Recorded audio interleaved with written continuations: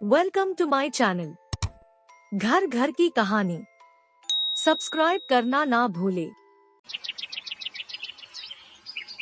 ये देखो फिर से शुरू हो गई।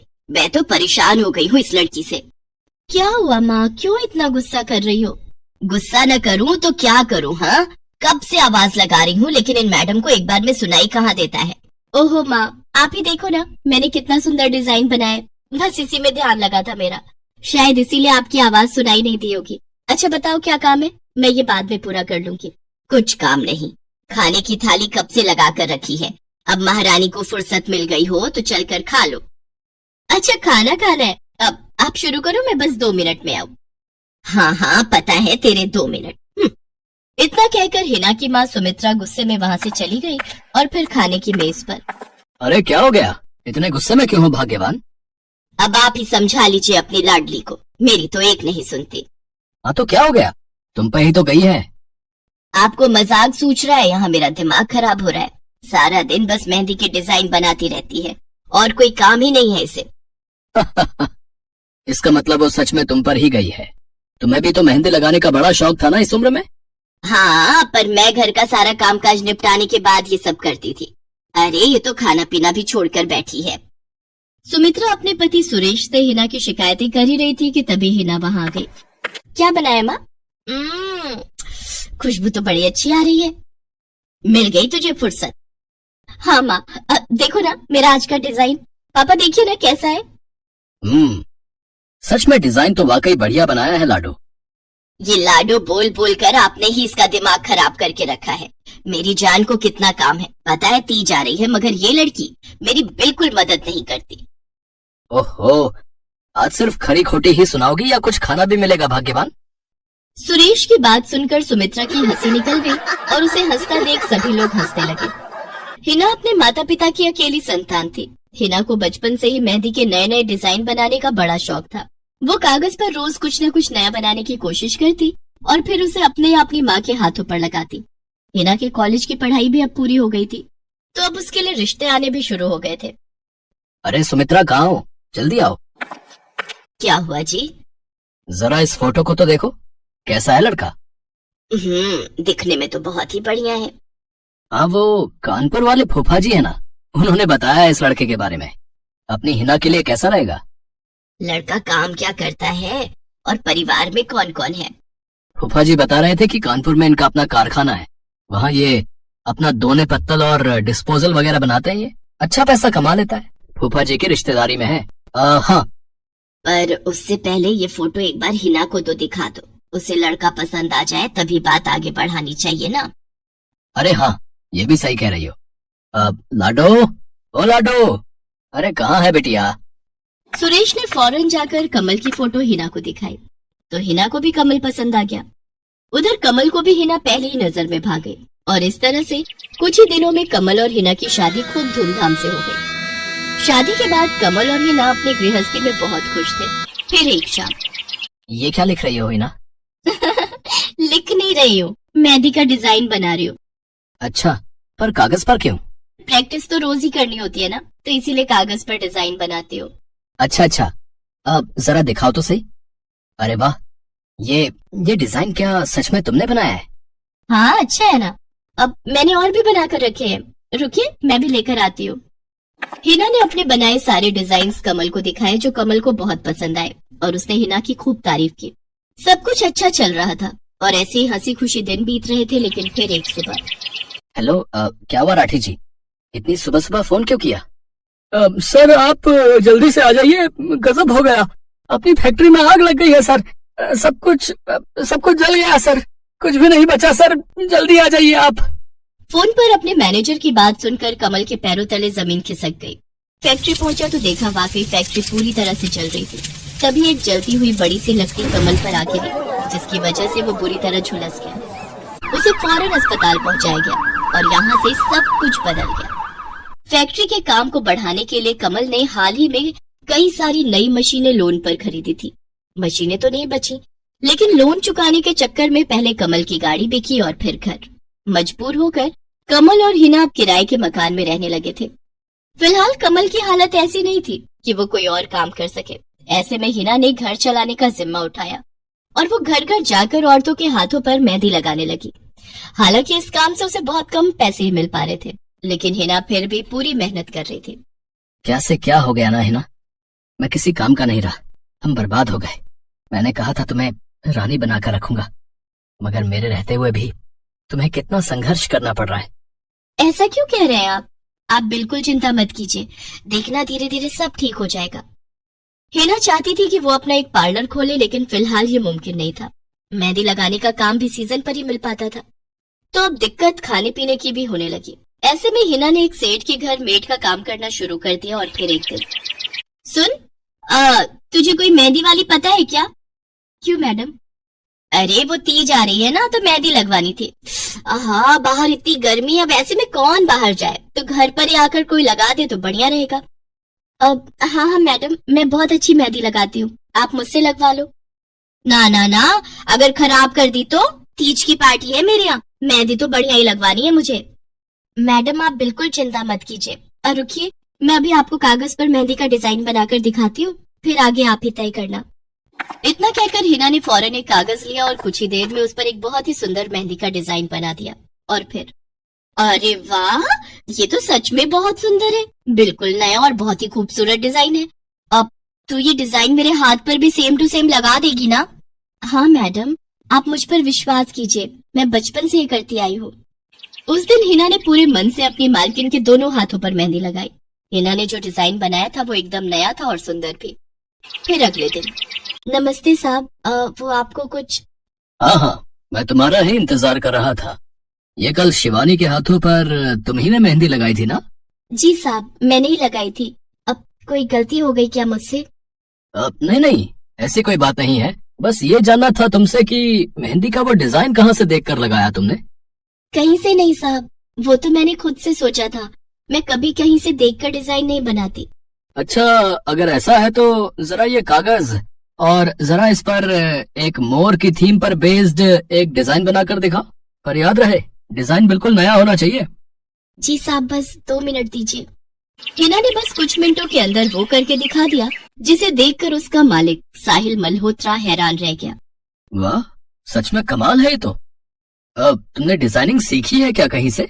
नहीं साहब, सीखी तो नहीं, लेकिन मुझे बचपन से ही शौक है मेहंदी लगाने का, तो बस इसीलिए।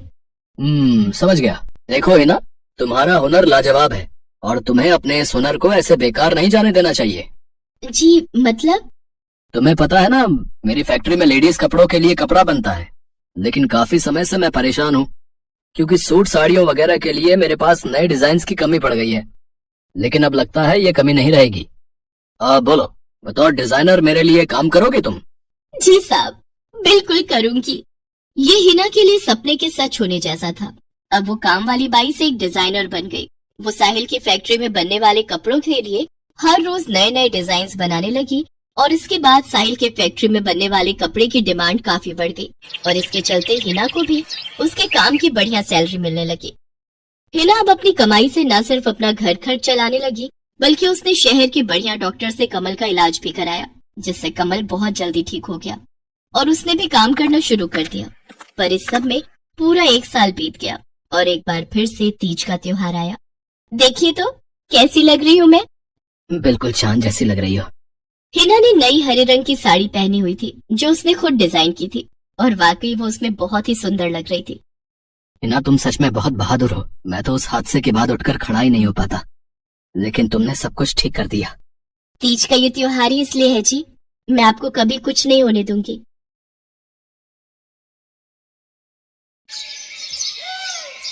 मीरा, ओ मीरा, चल तो जल्दी से आटा गूंथ दे, मैं फटाफट रोटियां सेक दूंगी। नहीं माँ, मैं नहीं गूंथ पाऊंगी, मैंने मेहंदी लगा ली है हाथ पर। क्या? सुबह सुबह तू फिर मेहंदी लगाकर बैठ गई? बड़ी मक्कार है सच में, काम में मदद ना करनी पड़े इसलिए जब देखो मेहंदी लगाकर बैठ जाती है। चल जल्दी से हाथ धोकर आ मेरे पास, मुझे काम पर जाने के लिए देर हो रही है। माँ बस आज कर लो ना, देखो ना मैंने कितनी मेहनत से कितना सुंदर डिजाइन बनाया है। लेकिन जैसे ही उसकी नजर मीरा के हाथों पर पड़ती है, उसका गुस्सा पल भर में गायब हो जाता है। वो मीरा से कहती है, अरे वाह मीरा, तूने तो बड़ी सुंदर मेहंदी लगाई है। हाँ माँ, वो शांति दीदी ने मुझे एक किताब दी थी कल उसमें बड़े ही सुंदर सुंदर डिजाइन बने हैं, बस उसी में से देख कर लगाई है मैंने। सुंदर है ना? हाँ बहुत सुंदर है। अरे लेकिन मुझे तो उफ, फिर लगा लिया ना तूने बातों में, पहले से ही देर हो रही है, ऊपर से तू भी मेहंदी लगाकर महारानी जैसे बैठ गई है। माँ तुम इतना परेशान क्यों होती हो? 1-2 घंटे में जब मेरी मेहंदी सूख जाएगी तो मैं घर के सारे काम कर दूंगी। मीरा की बात मानकर कावेरी काम पर चली जाती है। वो एक बड़ी सोसाइटी के घरों में काम करती थी और इसी काम से कावेरी और मीरा का गुजारा चलता था। कावेरी के पति की कई साल पहले एक सड़क हादसे में मौत हो गई थी। तब से कावेरी पर ही सारी जिम्मेदारी थी। मीरा भी घर के कामों में उसका पूरा हाथ बटाती थी। मीरा को मेहंदी लगाना बहुत पसंद था। उसने अपने घर के पीछे मेहंदी के कई सारे पौधे लगा रखे थे, जिनका वो बहुत ख्याल रखती थी। वो अपने हाथों से मेहंदी के पत्तों को पीसकर अपने हाथों में लगाने के लिए तैयार करती थी। फिर एक दिन, मीरा हमें इस जगह पर थोड़ी मोड़ी खेती कर लेनी चाहिए। ये मेहंदी के पौधों से कुछ कमाई थोड़े ही हो रही है, खेती कर लेंगे तो कुछ पैसे ही बन जाएंगे। नहीं माँ, मेरे मेहंदी के पौधों को हाथ भी मत लगाना, बाजार से मेहंदी खरीदने के तो पैसे हैं नहीं हमारे पास, अब इन्हें तो रहने दो। ये कहते हुए मीरा की आंखों में आंसू थे। कावेरी उसके सिर पर हाथ रखते हुए कहती है, मीरा मैं जानती हूँ तुझे मेहंदी लगाना बहुत अच्छा लगता है, लेकिन बेटा अपनी हालत तो तुझे पता ही है ना, मैं कितनी मुश्किल से। माँ सब समझती हूँ मैं, जाओ कर लो जो करना है। इतना कहकर मीरा रोते हुए वहाँ से चली जाती है। कावेरी को उसके लिए बुरा लग रहा था। वो मीरा की मेहंदी के पौधों को कुछ नहीं करती। ऐसे ही कई दिन गुजर जाते हैं। ज्यादा काम करने की वजह से कावेरी की तबीयत खराब रहने लगी। वो बहुत जल्दी जल्दी बीमार पड़ने लगी। तो मीरा ने उससे कहा, माँ तुम रहने दो, तुम्हें बुखार है, रात भर सोई नहीं हो, मैं चली जाती हूँ काम पर। नहीं मीरा तू कैसे? ना नहीं मैं ठीक हूँ, मैं जाती हूँ। कावेरी जैसे ही उठकर चलने की कोशिश करती है, अचानक उसे चक्कर आ जाता है। मीरा उसे सहारा देकर बिस्तर पर लिटा देती है और उससे कहती है, बस माँ अब तुम आराम करोगी और काम पर अब से मैं जाऊंगी। कावेरी घर पर रहकर आराम तो कर रही थी, लेकिन वास्तव में उसे अच्छे इलाज की भी जरूरत थी, जिसके लिए पैसे थे नहीं। दूसरी तरफ अब हर रोज मीरा काम पर जाती और लौटकर घर के भी सारे काम उसे ही करने पड़ते थे। इस सब में उसे मेहंदी लगाने का बिल्कुल भी वक्त नहीं मिल पाता था। मीरा कितने दिन हो गए तूने मेहंदी नहीं लगाई? हाँ माँ, बस मन नहीं कर रहा। अच्छा, मेहंदी लगाने का तेरा मन नहीं? मैं सब जानती हूँ। मैंने बिस्तर पकड़ लिया है और मेरी फूल सी बच्ची पर सारे काम पड़ गए हैं। अब बस बहुत हो गया आराम। मीरा जा, तू जाकर मेहंदी लगा ले, आज मैं जाऊंगी काम पर। नहीं माँ, तुम कहीं नहीं जाओगी, मैं कर लूंगी सब। और मैं सच बोल रही हूँ, मैं बड़ी हो गई हूँ, मेहंदी वेहंदी का मुझे शौक नहीं। इतना कहकर मीरा काम पर जाने के लिए घर से निकल जाती है। कावेरी की आंखों में आंसू आ जाते हैं।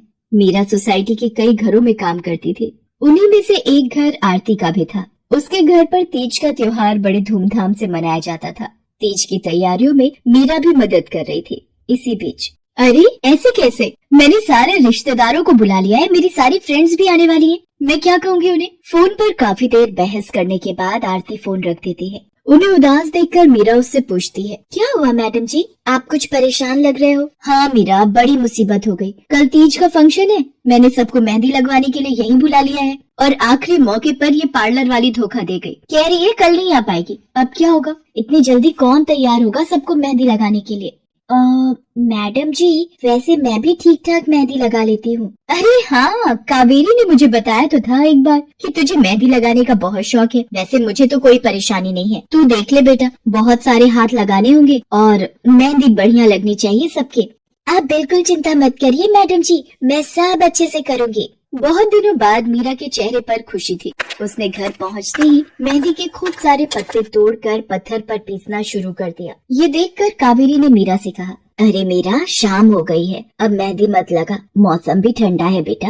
ये मेहंदी मैं अपने लिए नहीं पीस रही माँ, वो 5वें फ्लोर वाली मैडम जी है ना, कल उनके यहाँ लगानी है। अच्छा बेटा, पर ध्यान से बेटा, वो बड़े लोग हैं, कोई गलती ना हो जाए। माँ तुम बिल्कुल चिंता मत करो, मेहंदी लगाने में मुझसे कभी कोई गलती हो ही नहीं सकती। मीरा खूब सारी मेहंदी तैयार करके अगले दिन आरती के घर पहुंच जाती है। वो अपनी मेहंदी को कोन में भरने लगती है कि तभी आरती की एक फ्रेंड आरती से, आरती, ये किसे बुला लिया तुमने? मैंने जिस पार्लर का नंबर दिया था तुम्हें, उससे बात नहीं हुई क्या? हुई तो थी, लेकिन उसने आखिरी वक्त पर मना कर दिया। तुम बिल्कुल चिंता मत करो, ये मीरा है, मेरी हाउसमेड है ना कावेरी, ये उसी की बेटी है। बहुत अच्छी मेहंदी लगाती है ये।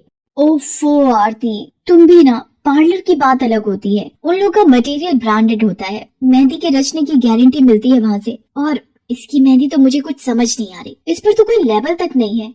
अगर कुछ गलत रिएक्शन हो गया हाथों पर तो?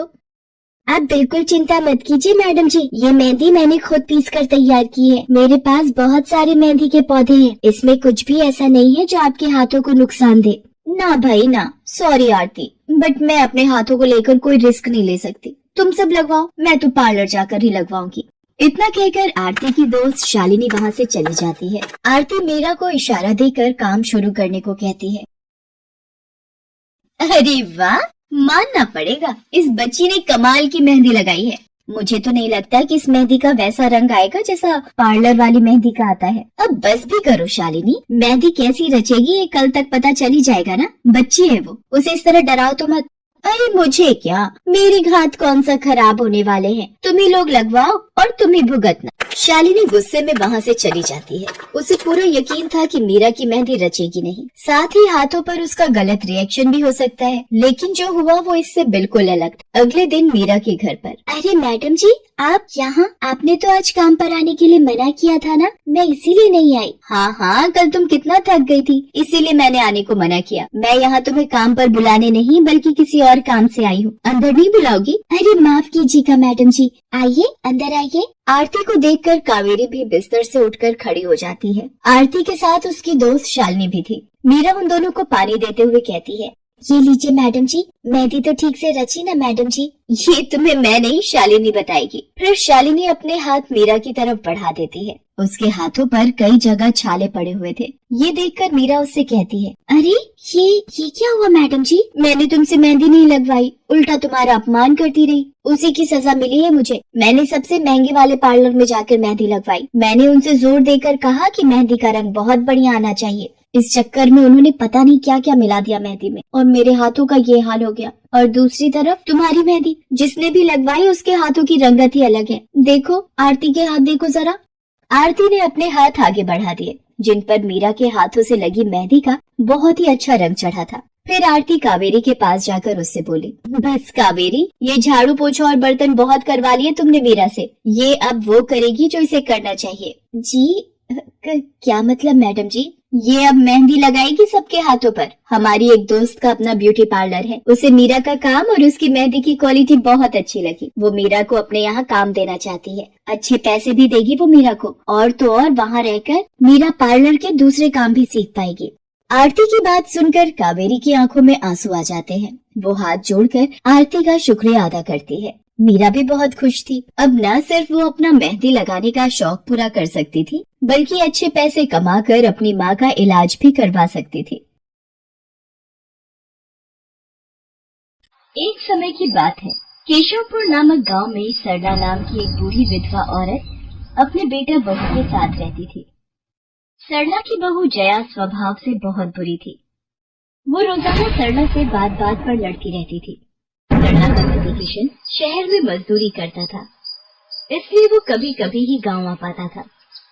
किशन शहर से घर खर्चे के लिए पैसे भेजता तो 2 लिफाफे भेजता, एक अपनी माँ के नाम और एक अपनी पत्नी के नाम।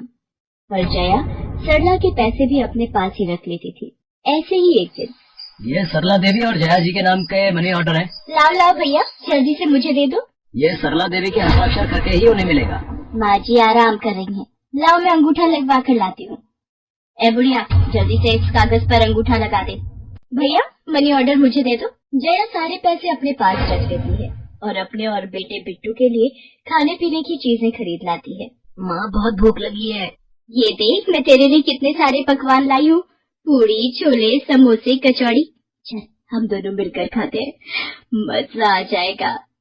जया बहू बहुत भूख लगी है, सुबह से कुछ भी नहीं खाया है। अगर थोड़ा सा कुछ खाने को मिल जाता तो। पता नहीं इस बुढ़िया को कितनी भूख लगती है, जब देखो हम माँ बेटे के खाने पर नजर लगाती रहती है। ये ले पकड़, आधी कचौड़ी दे रही हूँ, अब रात तक कुछ खाने को नहीं मिलेगा। और तुझे तो मैंने बोला था कि कपड़े धो देना, तेरे से अभी तक कपड़े नहीं धुले। ये कचौड़ी खाकर चुपचाप सारे कपड़े धो देना, नहीं तो मुझसे बुरा कोई नहीं होगा। बेचारी सरला कचौड़ी का एक टुकड़ा खाकर भला क्या पेट भरती। वो फिर से दोबारा काम पर लग जाती है। एक दिन किशन शहर से वापस आने वाला था। जया को पता था कि जब किशन सरला से पूछेगा कि वो उसे पैसे बराबर भेजता है तो उसे मिलते हैं या नहीं। ये बात सोचकर जया थोड़ा घबरा जाती है और वो सरला से कहती है, ओ बुढ़िया, अगर तूने अपने बेटे से कहा कि तुझे उसके भेजे हुए पैसे नहीं मिलते तो मुझसे बुरा कोई नहीं होगा। वो तो एक दिन रहकर चले जाएंगे, उसके बाद जो मैं तेरा हाल करूंगी ना, फिर तू देखती रह जाएगी। इसलिए अपने बेटे के सामने दुखड़े रोने की कोशिश मत करना। नहीं बहू, मैं किशन को कुछ नहीं कहूंगी। माँ, मैंने तुम्हें पैसे भेजे थे, वो तुम्हें मिल गए थे ना? अरे आप बिना कैसी बातें करते हो? माँ जी को मैं बराबर से पैसे देती रहती हूँ। माँ जी, ये लो गरम गरम पनीर के पकौड़े, आप भी खाओ। किशन 2 दिन रहकर शहर वापस चला जाता है। जया फिर से अपने रूप में आ जाती है। दिन भर सरला काम करके एक दिन चक्की से आटा पिसवा कर लौट रही थी कि अचानक उसे चक्कर आ जाते हैं। रिक्शा में जाती एक लड़की देख लेती है। भैया, इन्हें उठाने में मेरी मदद करो, बेचारी पता नहीं कौन है। सुमन, ये तेरे साथ कौन है? ये रास्ते में बेहोश हो गई थी, मैं इन्हें घर ले आई, लगता है इन्हें होश आ गया है। अब कैसा लग रहा है आपको? मैं ठीक हूँ बेटी, तुम्हारा बहुत बहुत शुक्रिया बेटी। माँ जी, आप इतनी भारी आटे की बोरी अकेले उठा कर ले जा रही थी, आपके बच्चे या कोई? सरला की आंखों में आंसू आ जाते हैं, रो पड़ती है। माँ जी, कोई परेशानी है तो आप हमसे कह सकते हो, मुझे लग रहा है आप बहुत परेशानी में हो। क्या करूं बेटी, मैं इस जीवन से हार गई हूँ। सरला के दुख का घड़ा फूट जाता है और वो सारा दुख सुमन और बाकी लड़कियों को बताती है। अब इस संसार में जीने की कोई इच्छा नहीं है मेरी। माँ जी, ऐसा मत सोचिए, आप जीवन से यूं निराश मत होइए। अब आप अपनी बहू के पास वापस मत जाना, आप यहाँ हमारे साथ रहो। बेटी, तुम बहुत अच्छी हो, भगवान तुम्हारा भला करे। तुम लोग यहाँ गांव में रहती हो क्या? जी माँ जी, हम मेहंदी वाली हैं। हम लोग मेहंदी लगाने का काम करती हैं और आसपास के गांव और शहरों में मेहंदी लगाने जाती हैं। क्या मैं भी ये काम सीख सकती हूँ? क्यों नहीं, बिल्कुल। और ये तो बहुत अच्छी बात है, हमारे ग्रुप में आप भी जुड़ जाओगे, मैं आपको मेहंदी लगाना सिखाऊंगी। सरला अब उन लड़कियों के साथ ही रहने लगी और कुछ ही समय में वो बहुत अच्छी मेहंदी लगाना सीख गई। इधर जया सरला की कुछ दिन तक वापस न आने से घबरा जाती है। ये बुढ़िया इतने दिनों से कहाँ गायब है, मुझे तो कोई खोज खबर नहीं है। बिट्टू के बापू ने हम सबको अचानक शहर बुलाया है, वहाँ जाकर अब यही बोलना पड़ेगा कि बुढ़िया की तबीयत खराब थी इसलिए नहीं ला सकी। जया बिट्टू को लेकर किशन के पास शहर पहुँचती है। क्या हुआ जया, माँ तुम्हारे साथ नहीं आई? वो माँ जी की तबीयत कुछ ठीक नहीं थी, इसलिए मैंने उन्हें बोला कि वो गांव में ही रहें। बेकार में सफर करती तो उनकी तबीयत और खराब हो जाती। पर तुमने मुझे अचानक क्यों शहर क्यों बुला लिया? अरे वो हमारे सेठ जी की लड़की की शादी है, इसलिए उन्होंने बोला कि कोई ऊपर के कामों के लिए मिल जाए। मैंने सोचा तुम्हें बुला लेता हूँ, और माँ भी थोड़े दिन के लिए मेरे पास रह लेगी। चलो कोई नहीं, मैं तुम्हें मालकिन से मिलवा देता हूँ। देखो किशन, शाम को मेहंदी का समारोह है तो काम अच्छे से निपटाने हैं। जितने भी मेहमान आएंगे उनके स्वागत में कोई कमी ना होने पाए। आप चिंता मत करो मालकिन, सब हो जाएगा। ये मेरी पत्नी है, मैंने इसे गांव से बुला लिया है, ये सब संभाल लेगी। जया मेहंदी समारोह की तैयारियों में काम करवाने लगती है। सब मेहमान आने लगते हैं। रिचा, मेहंदी वाली अभी तक नहीं आई, कितने बजे का टाइम दिया था? मम्मी, मेरी उनसे बात हो गई है, बस कुछ ही देर में आती होंगी। लो वो आ गई। माँ जी, ये यहाँ कैसे? मेहंदी वाली लड़कियों के साथ? हाँ, यहाँ? जया, तुम तो कह रही थी कि माँ बीमार है और गांव में है, पर माँ मेहंदी वाली लड़कियों के साथ क्या कर रही है? मुझे कुछ समझ नहीं आ रहा। मैं माँ के पास जा रहा हूँ। माँ, तुम यहाँ इन सबके साथ?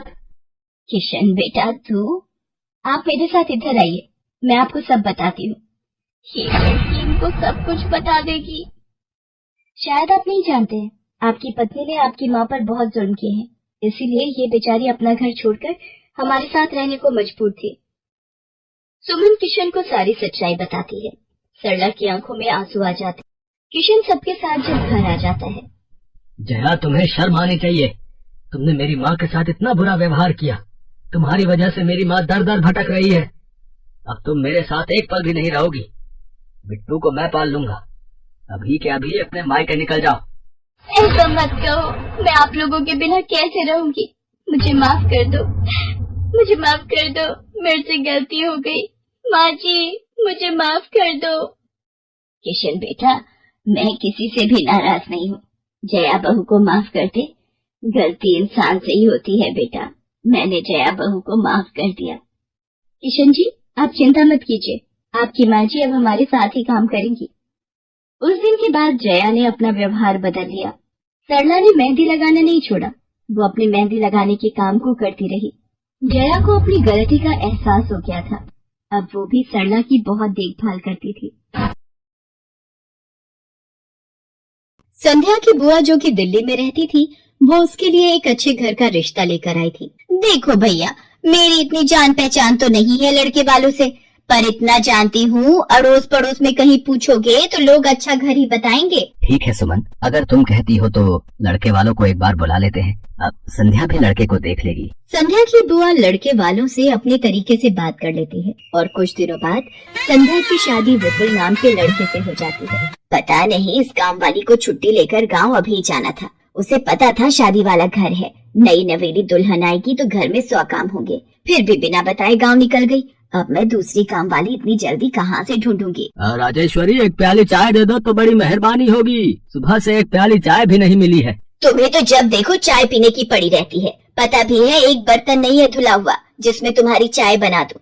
ढेरों बर्तन रसोई में पड़े हैं झूठे।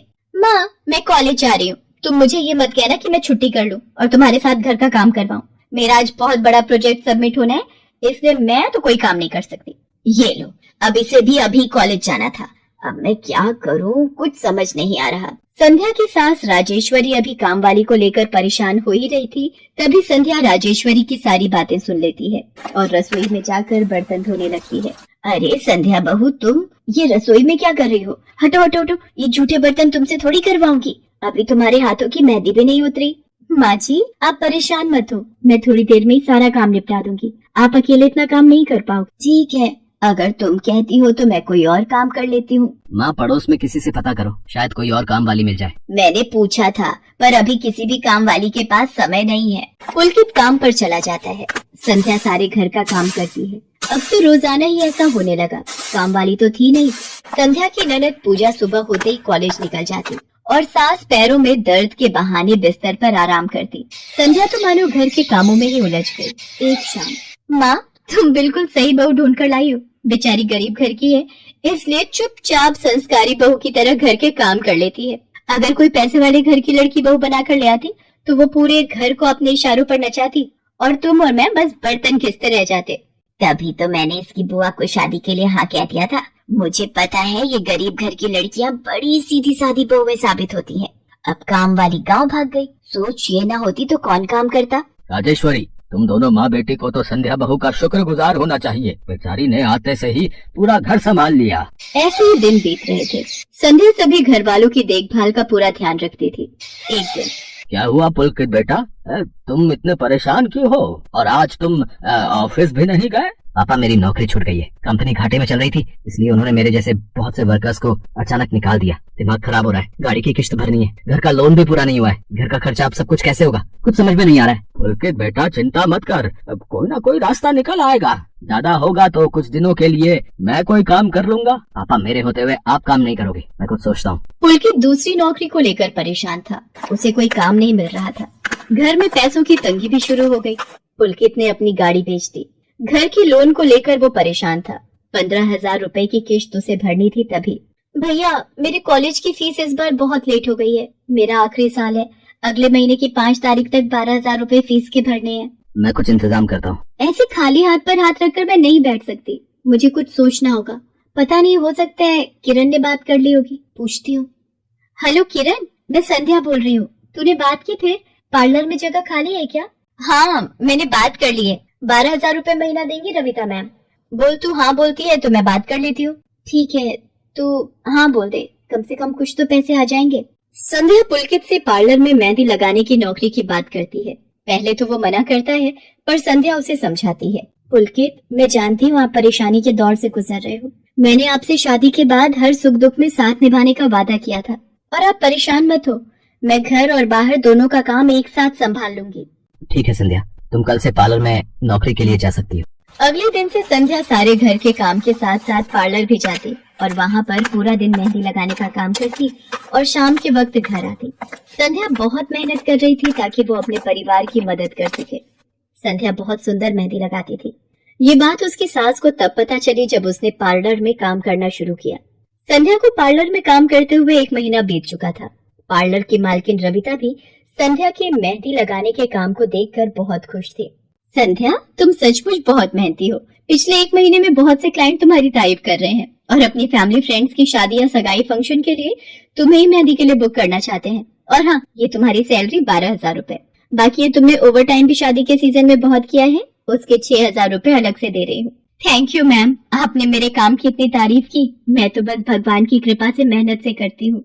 संध्या घर आ जाती है और 12,000 रुपए पूजा के हाथ में रखती है। पूजा, ये तुम्हारी कॉलेज की फीस के पैसे, तुम कल ही अपनी फीस जमा कर देना। भाभी, ये तो आपकी मेहनत की कमाई है, आप ये सारे पैसे मुझे दे रहे हो? नहीं नहीं भाभी। पूजा, तुम मुझे अपनी भाभी कहती हो ना, और भाभी तो माँ समान होती है, तो क्या तुम अपनी भाभी माँ के पैसे नहीं लोगी?